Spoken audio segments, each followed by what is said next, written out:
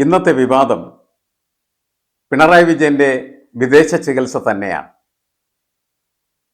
പിണറായി വിജയൻ അമേരിക്കയിൽ ചികിത്സയ്ക്ക് പോകുമ്പോൾ മൂന്ന് പ്രധാനപ്പെട്ട അഭിപ്രായ വ്യത്യാസങ്ങളാണ് അതിൻ്റെ മുന്നിൽ ഉയർത്തപ്പെട്ടിരിക്കുന്നത്. ഒന്ന്, രാവിലെ മുതൽ വൈകുന്നേരം വരെ അമേരിക്കയെ ചീത്ത വിളിക്കുന്നതായിട്ടുള്ള പിണറായി വിജയൻ എന്തുകൊണ്ട് അമേരിക്കയിൽ സ്വന്തം ജീവൻ രക്ഷിക്കുന്നതിന് വേണ്ടി ചികിത്സാർത്ഥം പോകുന്നു?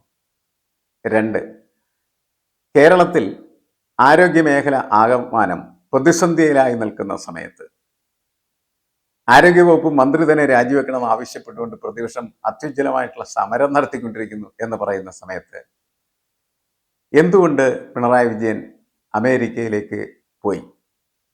മൂന്നാമത്തെ ചോദ്യം, കേരളം ആരോഗ്യമേഖലയിൽ നമ്പർ 1 ആണ് എന്ന് പ്രഖ്യാപിക്കുന്ന മുഖ്യമന്ത്രിക്ക് എന്തുകൊണ്ട് കേരളത്തിലെ ആരോഗ്യാലയങ്ങളിൽ ചികിത്സിച്ചുകൂടാ?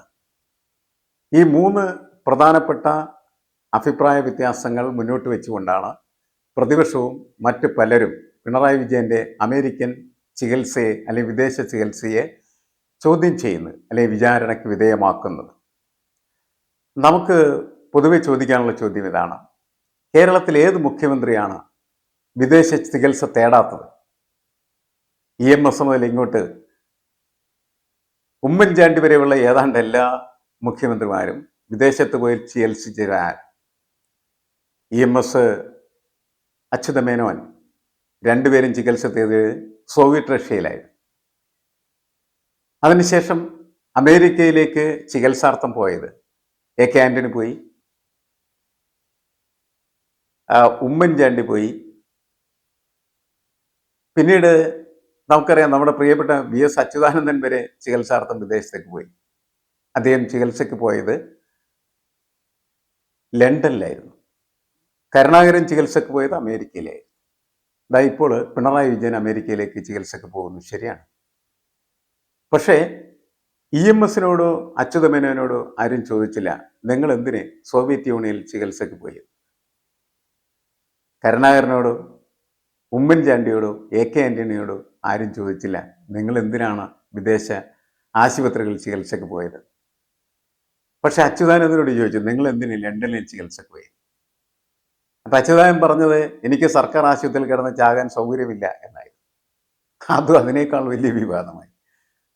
ഒരു കാലത്തെ UDFന്റെ ഇലക്ഷൻ പ്രചരണം എന്ന് പറയുന്നത് VS അച്യുതാനന്ദന്റെ അഭിപ്രായ പ്രകടനത്തെ മുൻനിർത്തിയായിരുന്നു. അന്ന് സർക്കാർ ആശുപത്രിയുടെ സംരക്ഷകരെന്ന് പറഞ്ഞാൽ UDF ആയിരുന്നു. കേരളത്തിൽ അങ്ങോളം ഇങ്ങോളം VS അച്യുതാനന്ദന്റെ പടം വെച്ച് ഒരു പോസ്റ്റ് അടിച്ചു എന്നുള്ളതാണ്. എന്താണ് നമ്മളുടെ മുന്നിലുള്ള യഥാർത്ഥത്തിലുള്ള പ്രശ്നം എന്ന് പറയുന്നത്? ഈ സർക്കാർ ആശുപത്രിയിലെ ചികിത്സക്ക് പോകാത്തതായിട്ടുള്ള നേതാക്കൾ ആരാണുള്ളത്? നമ്മൾ ആ പേരിങ്ങനെ തപ്പിച്ചെന്ന് കഴിഞ്ഞാൽ അവിടെ നമുക്ക് കാണാവുന്ന ഒരാളുണ്ട്, വളരെ ജനകീയനായിട്ടുള്ള EK നായനാർ. EK നായനാർക്ക് വിദേശ ആശുപത്രികളിലെ ചികിത്സയ്ക്ക് താല്പര്യം ഉണ്ടായിരുന്നു. അദ്ദേഹത്തിന് താല്പര്യം നാടൻ ചികിത്സകളായിരുന്നു, ഉലുവ ചികിത്സയിലായിരുന്നു അദ്ദേഹം കൂടുതൽ താല്പര്യം കാണിച്ചത്. അതുപോലെ കുറച്ചു കാലം മാത്രം മുഖ്യമന്ത്രിയായിരുന്ന PK വാസുദേവൻ നായർ, അദ്ദേഹം മുഖ്യമന്ത്രി എന്ന നിലയ്ക്ക് വിദേശത്ത് ചികിത്സ തേടാൻ പോയില്ല എന്നുള്ള കാര്യം നമുക്കറിയാം. അപ്പോൾ എല്ലാ പ്രമുഖരും എല്ലാ പാർട്ടികളുടെയും മുഖ്യമന്ത്രിമാരും ഒക്കെ ഈ വിദേശ ചികിത്സാ സൗകര്യങ്ങൾ സ്വീകരിച്ചിട്ടുള്ളവരാണ്. എന്തുകൊണ്ട് അവർ സ്വീകരിക്കുമെന്ന് ചോദിച്ചാൽ അതൊരു VIP കൾച്ചറിൻ്റെ ഭാഗമാണ്. VIP കൾച്ചർ നിങ്ങൾക്കത് ആശുപത്രിയിൽ മാത്രമല്ല ലഭ്യമാകുന്നത്, ഒരു സംസ്ഥാനത്തിൻ്റെയോ രാജ്യത്തിൻ്റെയോ എല്ലാ ഉദ്യോഗ മേഖലകളിലും VIP പരിഗണന കിട്ടുന്നതായിട്ടുള്ള ഒരുപാട് ആളുകളുണ്ട്. എല്ലാ വിഭാഗത്തിലുംപ്പെട്ട VIPകൾക്ക് വലിയ തരത്തിലുള്ള അംഗീകാരം കിട്ടുന്നുണ്ട്. VM സുധീരൻ പറഞ്ഞു, കേരളത്തിലെ മെഡിക്കൽ കോളേജുകളെല്ലാം വളരെ സുദീർഘമായി പ്രവർത്തിക്കുന്ന ആതുരാലയങ്ങളാണ്. ഞാൻ അവിടെ ചികിത്സയ്ക്ക് പോയി, എനിക്ക് വളരെ മെച്ചപ്പെട്ട ചികിത്സ കിട്ടി. അദ്ദേഹം ആരോഗ്യവകുപ്പ് മന്ത്രിയായിരുന്നു. രാജഗോപാൽ പറയുന്നു, എനിക്ക് നല്ല ചികിത്സയാണ് തിരുവനന്തപുരം മെഡിക്കൽ കോളേജിൽ നിന്ന് ലഭിച്ചത്. അദ്ദേഹം ധനകാര്യമന്ത്രിയാണ്. ഇപ്പം നിങ്ങൾക്ക് ഏറ്റവും മികച്ച ചികിത്സ നമ്മുടെ സർക്കാർ സ്ഥാപനങ്ങളിൽ നിന്ന് ലഭിക്കും, സർക്കാർ ആശുപത്രികളിൽ നിന്ന് ലഭിക്കും, സർക്കാർ മെഡിക്കൽ കോളേജിൽ നിന്ന് ലഭിക്കും. ഒറ്റ കണ്ടീഷനുള്ളൂ, നിങ്ങൾക്ക് അവിടെ ഒരു VIP പരിഗണന കിട്ടണം. നിങ്ങൾ VIP ആയാലും കുഴപ്പമില്ല, ഏതെങ്കിലും VIP നിങ്ങൾക്ക് വേണ്ടി വിളിച്ചു പറഞ്ഞാലും മതി. ഇത് നമ്മളുടെ നിലനിൽക്കുന്നതായിട്ടുള്ള സമ്പ്രദായത്തിൻ്റെ പ്രത്യേകതയാണ്. എല്ലായിടത്തും VLPകൾ പരിഗണന കിട്ടുകയും മറ്റുള്ളവർക്ക് പരിഗണന കിട്ടാതെ പോകുന്നത്. നമ്മളുടെ സർക്കാരിൻ്റെ പ്രശ്നം എന്താണ്? സർക്കാർ പറയുന്നത് കേരളം നമ്പർ 1 ആണ് ആരോഗ്യകാര്യത്തിൽ. ശരിയാണ്. പല ആരോഗ്യ സൂചികകളും പരിശോധിച്ച് കഴിഞ്ഞാൽ മറ്റ് സംസ്ഥാനങ്ങളുമായി താരതമ്യം ചെയ്താൽ കേരളം 1-ാം നമ്പർ തന്നെ. കേരളത്തെ അങ്ങനെ 1-ാം നമ്പറുമാക്കി മാറ്റുന്നതിൽ പ്രമുഖമായിട്ടുള്ള പങ്ക് സർക്കാർ ആശുപത്രികൾക്കുണ്ട്, സർക്കാർ മെഡിക്കൽ കോളേജുകൾക്കുണ്ട്, അതേപോലെ തന്നെ സ്വകാര്യ മെഡിക്കൽ കോളേജുകൾക്കും സ്വകാര്യ ആശുപത്രികൾക്കുമുണ്ട്. എന്നെ കേട്ടുകൊണ്ടിരിക്കുന്ന നിങ്ങളിൽ എത്ര പേരാണ് സർക്കാർ ആശുപത്രികളിൽ ചികിത്സയ്ക്ക് പോകുന്നത്? സതീശൻ സർക്കാർ ആശുപത്രിയിൽ ചികിത്സയ്ക്ക് പോകുമോ? പിണറായി വിജയൻ പോകും? ഇല്ല എന്ന് നമുക്കറിയാം. കാരണം അതിൻ്റെ ആവശ്യം അവർക്കില്ല. അവർ തന്നെ ചികിത്സ തേടുന്നത് കേരളത്തിലെ ഏറ്റവും പ്രധാനപ്പെട്ട സ്വകാര്യ ആശുപത്രികളിലായിരിക്കും. 2 പേര് പറഞ്ഞെന്ന് മാത്രമേ ഉള്ളൂ. മധ്യവർഗം മുതൽ ഉപരിവർഗം വരെയുള്ള മുഴുവൻ ആളുകളും സ്വകാര്യ ആശുപത്രിയിലെ ചികിത്സ ആഗ്രഹിക്കുന്നവരും അത് കാക്ഷിക്കുന്നവരുമാണ്. അവരുടെ കയ്യിൽ അതിന് കൊടുക്കാനുള്ള പണമുണ്ട്. പണമില്ലാത്ത ആളുകൾക്കാണ് സർക്കാർ ആശുപത്രി ആവശ്യമായിട്ട് വരും. കൊറോണ കാലത്ത് എല്ലാവരും അതിൻ്റെ സൗഭാഗ്യങ്ങൾ നുകർന്നു എന്നുള്ളത് ശരിയാണ്. പക്ഷേ പിന്നീട് നമുക്ക് ആശുപത്രി എന്ന് പറഞ്ഞു കഴിഞ്ഞാൽ കഫറ്റേരിയ പോലെ ഇരിക്കണം. അവിടേക്ക് പോകാനായിരിക്കും നമുക്ക് താല്പര്യം. കഫറ്റേരിയ പോലെ ഇരിക്കുന്ന വെച്ചാൽ ആസ്റ്റമെഡിസിറ്റി, രാജഗിരി തുടങ്ങിയ തരത്തിലുള്ളതായിട്ടുള്ള ഹോസ്പിറ്റലുകൾ എന്ന് പറഞ്ഞാൽ നമ്മളുടെ ഈ ആധുനിക കോർപ്പറേറ്റ് സംവിധാനത്തിൻ്റെ പ്രതീകങ്ങളാണ്.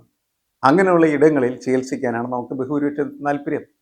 സർക്കാർ ആശുപത്രി എന്ന് പറഞ്ഞാൽ അത് ദരിദ്രരായിട്ടുള്ള മനുഷ്യർക്ക് ഉള്ള ആശ്രയ കേന്ദ്രം മാത്രമാണ്. ആ ആശ്രയ കേന്ദ്രം നിലനിൽക്കേണ്ടത് കേരളത്തിലെ സാധാരണക്കാരായിട്ടുള്ള മനുഷ്യരുടെ ആവശ്യമാണ്. അവർക്ക് മറ്റ് നിവൃത്തികളില്ല എന്നുള്ളതാണ്. പല നേരത്തെ പറഞ്ഞ കഫറ്റേരിയ പോലെയുള്ളതായിട്ടുള്ള ഹോസ്പിറ്റലിൽ ചികിത്സയ്ക്ക് പോയി കഴിഞ്ഞാൽ ചികിത്സ കഴിഞ്ഞ് രോഗി മരിച്ചു കഴിഞ്ഞാലും അവിടെ നിന്ന് അവരുടെ ശവം തിരിച്ചെടുക്കാനായിട്ട് ഒന്നില്ലെങ്കിൽ വീടിൻ്റെ ആധാരം തന്നെ അവിടെ കൊണ്ടുപോയി കൊടുക്കേണ്ട സ്ഥിതി വരും എന്ന് നമുക്കറിയാം. അത്രമാത്രം പണം ആണ് സ്വകാര്യ ചികിത്സക്ക് ആവശ്യമായിട്ട് വരുന്നതെന്ന് നമുക്കറിയാവുന്ന കാര്യമാണ്. അപ്പം അതുകൊണ്ട് സാധാരണക്കാരൻ്റെ ഒരു അത്താണി എന്ന് പറഞ്ഞാൽ എന്താണ് എന്ന് ചോദിച്ചാൽ അത് തീർച്ചയായിട്ടും സർക്കാർ ആശുപത്രിയും സർക്കാർ ആശുപത്രിയുമായി ബന്ധപ്പെട്ട സംവിധാനങ്ങളുമാണ്. അവിടെ കൃത്യമായിട്ട് മരുന്നുണ്ടാവുക, ശസ്ത്രക്രിയയ്ക്ക് ആവശ്യമായിട്ടുള്ള സൗകര്യങ്ങൾ ഉണ്ടാവുക, ഇതെല്ലാം കേരളത്തിലെ ജനങ്ങളുടെ ആവശ്യമാണ്. ആ ആവശ്യങ്ങൾ സാക്ഷാത്കരിക്കാനായിട്ട് സർക്കാരും അതേപോലെ തന്നെ സമൂഹവും ഒത്തുനിൽക്കുക എന്നുള്ളതാണ് ഏറ്റവും പ്രധാനപ്പെട്ട കാര്യം. അത് വെറുതെ വികൃതമാക്കി സാധാരണക്കാരൻ്റെ ജീവിതം നരകതുല്യമാക്കാതിരിക്കുക, അതാണ് ഈ സമയത്ത് ഏറ്റവും പ്രധാനപ്പെട്ട കാര്യം. ആരെവിടെ ചികിത്സക്ക് പോകുന്നു എന്നതിനേക്കാൾ ഉപരി. ഇനി നോക്കൂ, നിങ്ങൾക്ക് ആദർശമുണ്ടെങ്കിൽ നിങ്ങൾക്ക് സർക്കാർ ആശുപത്രിയിൽ ചികിത്സക്ക് പോയിട്ട് അവിടുത്തെ ഡോക്ടർമാരെയും അതേപോലെ തന്നെ നഴ്സുമാരെയും മറ്റ് ജീവനക്കാരുടെയും ഒക്കെ അവരുടെ ഒരു ആത്മ അംശം എന്ന് പറയുന്നത് ശക്തിപ്പെടുത്താനായിട്ടും അവർക്ക് ആത്മവിശ്വാസം ഉണ്ടാക്കാൻ സഹായകരമാണ്. കാരണം ഞങ്ങളുടെ ഹോസ്പിറ്റൽ ഞങ്ങളോടൊപ്പം ഞങ്ങളുടെ മന്ത്രി വന്ന് ചികിത്സിക്കുന്നു, അതിനപ്പുറത്ത് അതിന് വലിയ പ്രാധാന്യമില്ല എന്ന് നമ്മൾ മനസ്സിലാക്കും.